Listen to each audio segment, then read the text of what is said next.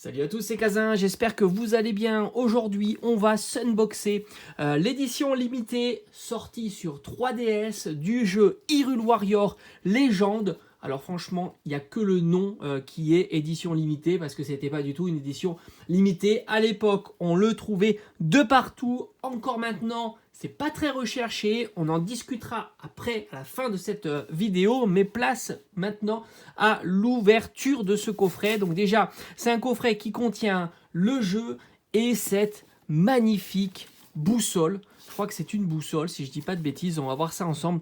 Vous avez déjà le design ici. Alors franchement, la boîte est bien foutue. On nous a pas refilé un amiibo. Je trouve que ça, je peux que féliciter l'effort, parce que d'habitude, c'est vrai qu'ils ont tendance à la facilité, nous filer un amiibo en plus avec le jeu. Là, ils n'ont pas fait ça. Ils ont rajouté la boussole. Alors, ils disent boussole, je crois, mais en fait, ça a l'air d'être une montre, hein, plutôt, qui donne, voilà, qui avec les heures, les secondes, etc., les minutes. Mais il me semblait que c'était une boussole écrite à l'intérieur, mais bon, à voir.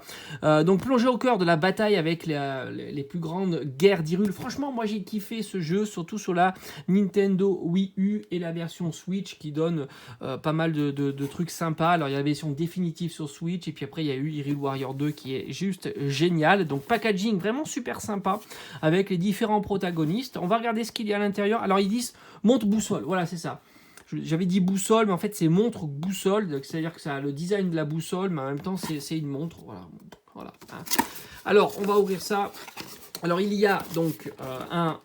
Alors, je vais essayer de ne pas abîmer, hein, parce que le but, c'est de le conserver dans un super état. Il est tout neuf, hein, il n'a jamais servi. Donc, on a ici le jeu Hyrule Warrior avec le blister officiel, mais on est sur une version européenne, contrairement au Pokémon. Pokémon aime bien nous donner des versions françaises à l'intérieur. Là, on est sur des versions européennes, donc pas l'européen. Voilà, la version différente de la version française sortie. Après, on a quoi alors ? Pourquoi j'arrive pas à sortir cette cale? Voilà, on a une grande cale. Alors franchement, la boîte aurait pu être beaucoup plus petite, parce que tout ça, ça sert à rien. Ça bloque toujours. Les cales, c'est vraiment l'enfer. Ici, ouais, bah oui, c'est forcément, c'est là. Ça bloque là. Je me file vraiment un truc. J'ai l'impression que c'est fait pour que ça se casse. Voilà, alors on a la petite notice explicative de la boussole, hein, tout simplement parce qu'il faut mettre des piles. Hein. Je suppose que les piles sont non fournies avec. Et on a donc la magnifique boussole montre. Alors, hop, elle est... Alors, c'est un plastique très dur. Moi, je dis c'est moyen. Voilà, c'est pas nul, mais ça reste assez léger. Je trouve que le plastique est pas de super qualité. On est entre le plastique de qualité et le plastique des figurines McDo. Enfin, je dis figurines McDo, mais il n'y en a plus maintenant. C'est fini, c'est interdit le plastique pour les figurines McDo. Donc, je trouve que c'est assez mitigé. Il y a beaucoup de petits défauts. Hein, c'est tout neuf, mais il y a quand même des défauts de peinture, surtout sur ici le remontoir. C'est un petit peu dommage. Ça fait un peu gadget quand même. Sinon, c'est joli.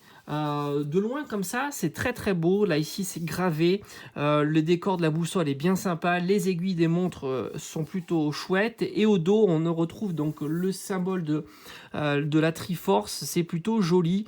On a le Nintendo officiel, il n'y a pas la date mais c'est pas grave, mais on a c'est vrai quelques petits défauts, il y a des petites rayures par exemple de part et d'autre, c'est un petit peu dommage. La finition est pas exemplaire et on pouvait attendre quand même d'un item collector une finition un peu plus exemplaire. La lanière type, alors est-ce que c'est du cuir ou pas, j'en sais rien. Ça c'est pas ouf non plus. En plastique comme ça, je sais pas ce que c'est, est-ce que ça se démonte ou pas. En tous les cas, ça a l'air de tourner. En tous les cas, je suis mitigé. Je trouve que ça présente bien, on va dire, de loin.